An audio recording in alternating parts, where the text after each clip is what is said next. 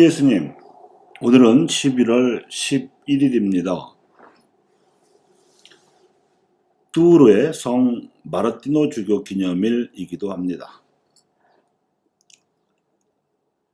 오늘 복음에서 예수님께서는 나병 환자 10사람을 낫게 해주셨는데 몸이 깨끗해진 그들 10사람 가운데에서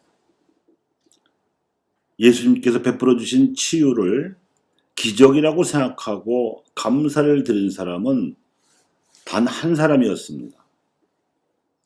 그는 하필 신앙의 정통 계승자이자 주류로 자처했던 유다인이 아니라 혼혈과 우상숭배 풍습으로 지탄받아서 비주류로 따돌림 받았던 사마리아 사람이었습니다.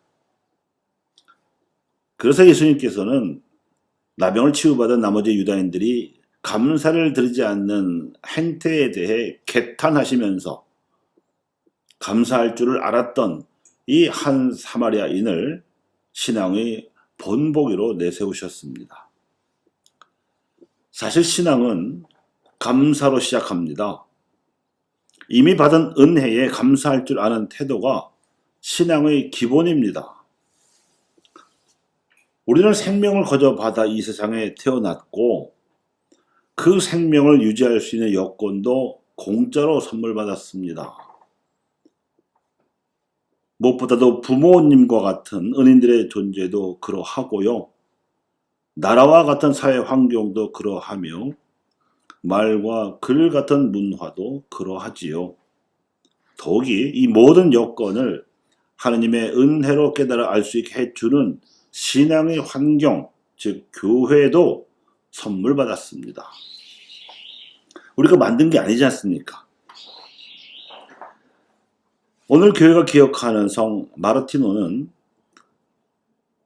4세기경의 헝가리에서 태어나서 로마에서 공부를 하고 군인으로 출세길을 걷고 있던 사람입니다. 그가 어느 날 추위에 떨고 있는 한 거지에게 자신의 외투 절반을 잘라서 덮고 잘 수 있는 이불로 삼으라고 주었는데 그날 밤 꿈에 그 외투 차림으로 예수님께서 나타나셨습니다. 이 신비체험 후에 그는 하느님을 알게 되어서 세례를 받았고 나중에는 사제가 되었으며 프랑스 뚜르의 주교로 임명되기까지 했는데 착한 목자로서의 모범을 보여준 결과 프랑스 가톨릭 교회의 초석을 놓았다고 평가받을 정도로 복음을 전파하였다고 전해집니다. 그래서 그는 소아 데레사 성녀와 요한 비안네 신부 뿐만 아니라 프랑스 가톨릭 교회의 수호 성인으로 존경받는 분이 되었습니다. 여기서 귀족이나 입을 수 있었던 값비싼 외투의 절반을 그 추운 겨울밤에 거지에게 나누어준 마르티노의 행위는 자신이 받고 있는 은혜가 결코 당연한 권리가 아니며 거저 주어진 선물임을 깨닫고 감사하는 마음에서만 나올 수 있는 행위입니다. 그래서 마르티노가 겪었다고 전해지는 이 신비체험의 전설은 오늘 복음의 교훈과 상통합니다. 사실 신앙은 우리가 하느님으로부터 먼저 사랑받았음을 인식하는 정신자세입니다. 이는 우리네 삶에 덧붙여진 부록이 아닙니다. 즉 깨달아도 그만, 깨닫지 못해도 그만인 것이 아니라는 뜻입니다. 오히려 우리네 삶의 기본 사실을 알려주는 전제입니다. 그래서 사람은 하느님께서 눈에 보이지 않을 뿐이지 우리네 삶을 가능하게 해 주시고 이끌어 주시는 존재임을 알아야 인간으로 성숙합니다. 이것이 그저 하느님을 복을 주는 대상으로만 알고 요구하고 기대하는 자세로부터 졸업해야 하는 이유입니다. 이러한 자세를 기복적 신앙이라고 하는데 이 기복신앙은 인간적 성숙을 지체시키는 장애 요소로서 신앙이 성숙하기를 바라는 평신도들은 유치원 수준의 기복신앙을 벗어나서 하느님께 감사드리는 성숙한 자세로 살아가야 합니다.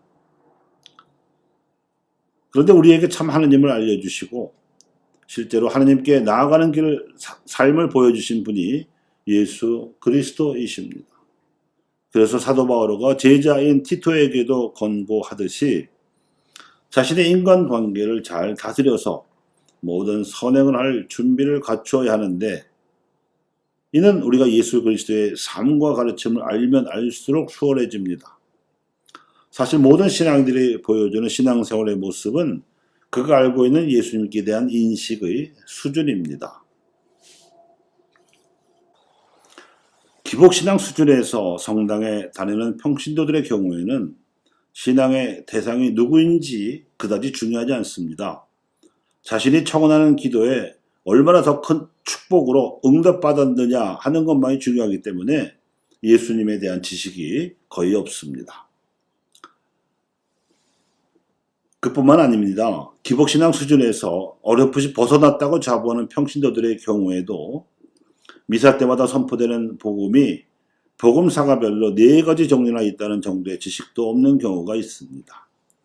그리고 그 복음사가들이 마테오, 마르코, 루카 그리고 요한인데, 이들이 각기 처한 상황에서 성령의 이끄심에 따라 나름대로 처절한 응답으로 쓰여진 기록, 이 복음서라는 것을 모르고 복음서포를 듣고 있기도 합니다. 이러다 보니 신앙생활의 목표가 예수님을 알고 그분처럼 사는 것이라기보다는 그저 착하게 살면서 마음의 평화를 누리다가 죽어서 천당에 가는 것이라는 정도로 알고 사는 평신도들이 의외로 많습니다. 세상에 대해 아는 지식에 비해서 예수님에 대해 아는 지식이 형편없이 적고 초라한 처지에서는 신앙생활을 제대로 하기가 어렵습니다.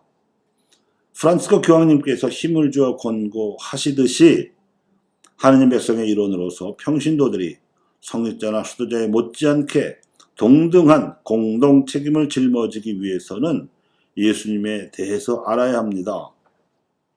성직자는 교회 제도 안에서 복음을 선포하는 신자이고, 또 수도자는 수도회 안에서 수도 생활과 사도적 활동을 통해 복음을 증거하는 신자인 것처럼 평신도는 가정 안에서 그리고 세상에 나아가서 사도적 활동을 통해 복음을 선포하고 또 증거하는 신자라는 차이만 있을 뿐, 하나님 백성 안에서 또 하나님 앞에서 성직자와 수도자와 평신도는 우열의 차별이 없습니다. 또 마땅히 없어야 하고요. 그런데도 현실 안에서 차별이 생겨나고 있는 이유와 빌미는 바로 평신도들이 예수님을 알기 위해서 투신하는 목, 예수님을 살기 위해서 투신하는 정도가 성직자와 수도자에 비해서 모자란다는 현실에서 비롯합니다. 평신도들이 받고 있는 가정의 성화와 세상의 성화라는 그 소명이 성직자와 수도자에 비해서 절대 열등한 것이 아님을 아셔야 합니다. 그러므로 세속적 집착의 상징이요 기복신학적 흔적인 삶의 외투를 잘라버리십시오. 그리고 가진 것을 나누십시오. 마르티노처럼 말입니다. 감사합니다.